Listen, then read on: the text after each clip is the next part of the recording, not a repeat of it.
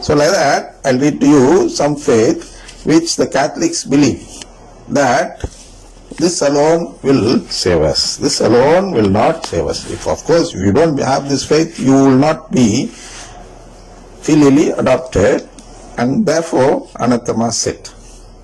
So I'll read a few of them. See the first one, 1526. It's like this. If anyone denies that in the sacrament of the most holy Eucharist, the body and blood together with the soul and divinity of our Lord Jesus Christ, and therefore the whole Christ is truly, really and substantially contained, but says that he is in it only as a sign or figure or by his power, then anathema sit. See, of course, if I read fully, you might not follow, you might not be able to follow, therefore I'll just say the gist of it. If anyone denies that the whole Christ is truly, really and substantially contained, then anathema sit. That is, he will be condemned. And like this, in the same way, if somebody says that Jesus is not in it only as in a sign or figure or by power, then also anathema sit. This is one faith, and all Catholics believe in it. They follow it and they are not condemned according to this document.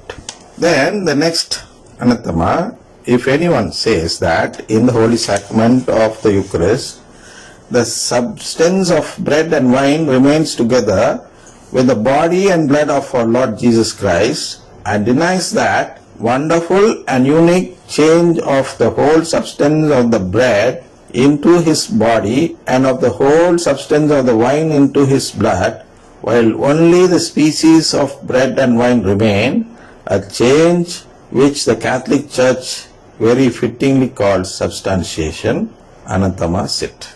See, this seems to be very complicated, but it's very simple. If you don't believe in transubstantiation, anathema sit.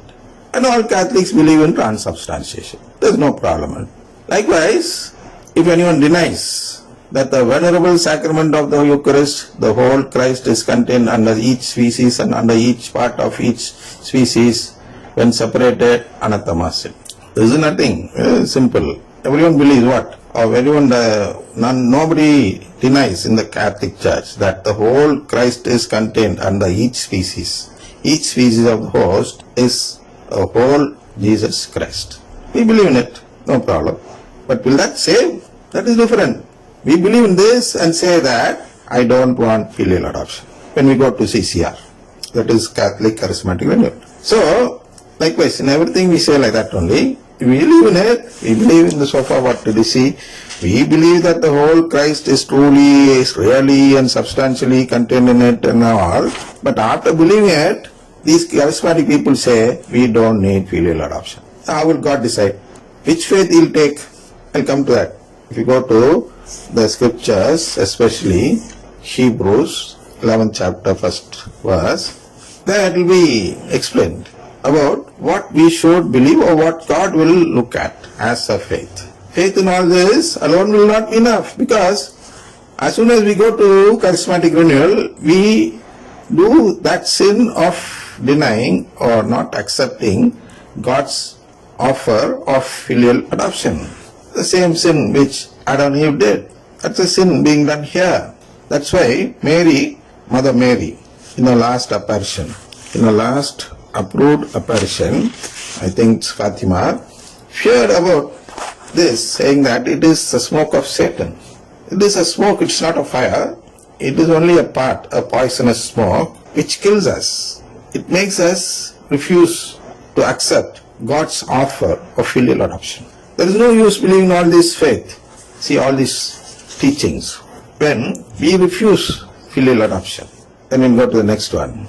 If anyone says that after the consecration, the body and blood of our Lord Jesus Christ are not in the marvelous sacrament of the Eucharist, but that they are there only in the use of sacrament, while it is being received and not before or after. And that in the consecrated host are particles which are preserved or are left over after communion, the true body of the Lord does not remain. Then in Anatamasit.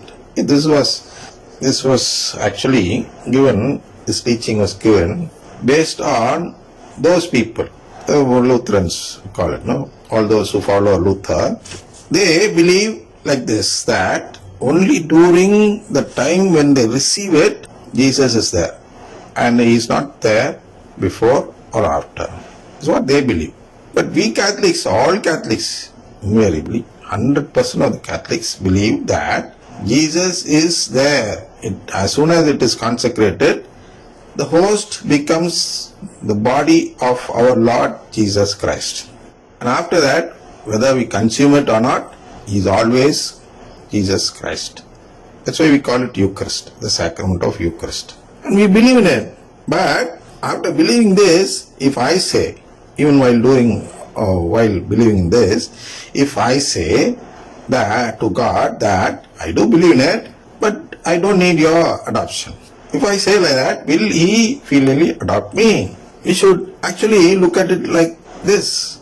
We should look at it in this perspective. Then only you can find out the deep meaning. Then only we can attain a true doctrinal progress. We need a doctrine regarding this one, this CCR, Catholic Charismatic Renewal. The Church should make a doctrine out of it and find out the fact that it is a refusal to accept God's offer. Whether you believe in this or not, as soon as you refuse that, all this becomes vain or unnecessary. There is no use in believing in this and saying that I don't need filial adoption. We need filial adoption. Therefore, we need to believe in the gospel of the cross and not the gospel of prosperity, which says that Eucharist is not essential. It is only something which God has asked us to do in his memory or something like that, in remembrance of him. This is what he says. So, if we believe it or not, even if you believe that the sacrament, or even if you say that Jesus Christ is present in it before and after the consumption or receiving of the host, even then you are not eligible to be filial adopted if you refuse to ask him. If you refuse to believe in the gospel of the cross. People who do not believe in the gospel of the cross only leave this Catholic Church and go towards what? Charismatic renewal. Because there prosperity is promised. As soon as I join there, I become very prosperous.